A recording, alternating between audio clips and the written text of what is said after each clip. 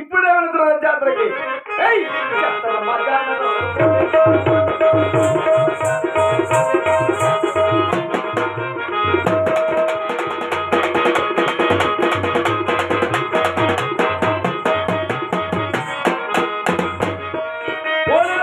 జాతర ఊరు రెడ్డిగోరు గంగంగోరు జాతర బట్టి ఉసులు చేయమని చెప్పారు ఈ మారికక్కయ్యను.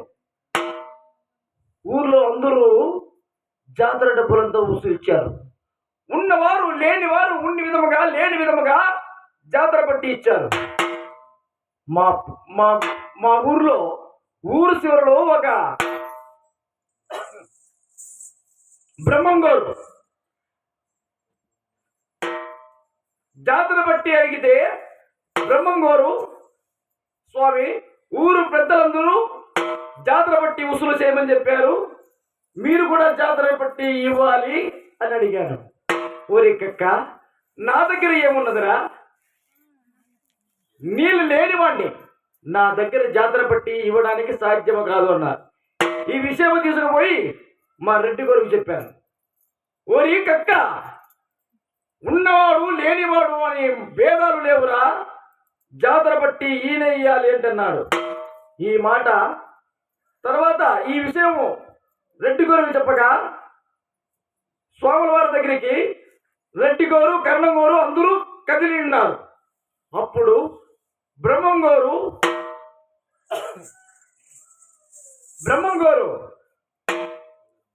పోలేరమ్మ గుడికాడ రచ్చబండ మీద కూర్చొని కాలు మీద కాలు వేసుకొని ఉన్నాడు. అప్పుడు బ్రహ్మంగోరు కల్లా చూసి రెడ్డిగోరు చుట్టపీక తీసి నోట్లో పెట్టుకున్నాడు. పెట్టి కోసము అటు ఇటు తిరిగాడు. అప్పుడు ఈ విషయం గమనించి బ్రహ్మంగోరు పోలేరమ్మ గుళ్ళ కిందికి తొంగి చూసి, మా పోలేరి రెడ్డిగోరికి చుట్టకి నిప్పు తీసుకొని రా అని చెప్పగా, అది ఏ విచిత్రమో ఏమో కాని పోలేరమ్మ రాతి బొమ్మ వచ్చి రెడ్డిగోరు చుట్టకి నిప్పు తీసుకుని వచ్చింది. ఇప్పుడు రెడ్డిగోరు గొప్ప, కర్ణంగోరు గొప్ప, బ్రహ్మంగోరు గొప్ప, పోలేరమ్మ గొప్ప. ఎవరు గొప్ప? ఎవరు చెప్పండి నాయన. స్వాములవారు గొప్ప, పోలేరమ్మ గొప్ప?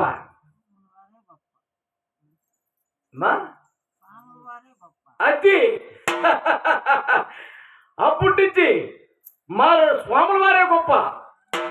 అందుకే అప్పటి నుంచి ఇప్పటి వరకు నా స్వాముల వారి భజనే, నా స్వాముల వారి మాటే, నా దేవుడు తనలో తండ్రి.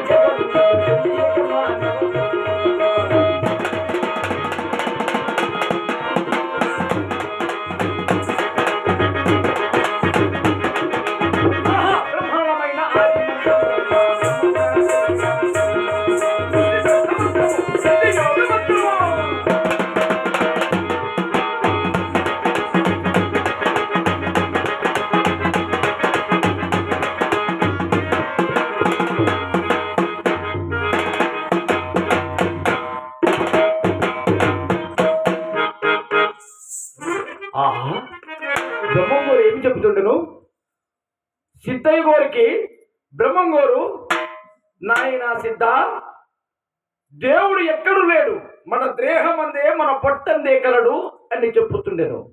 అది ఎట్టప్ప, దేవుళ్ళు ఎక్కడ లేరా, దేహం అందే ఉన్నాడా? అది ఎట్టాగప్ప చూసేది దేవుల్ని?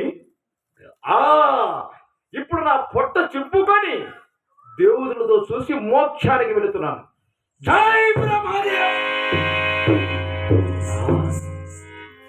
నా పొట్ట చింపుకుంటే నేను చచ్చిపోతా, దేవుతులు ఎట్టా చూసేది?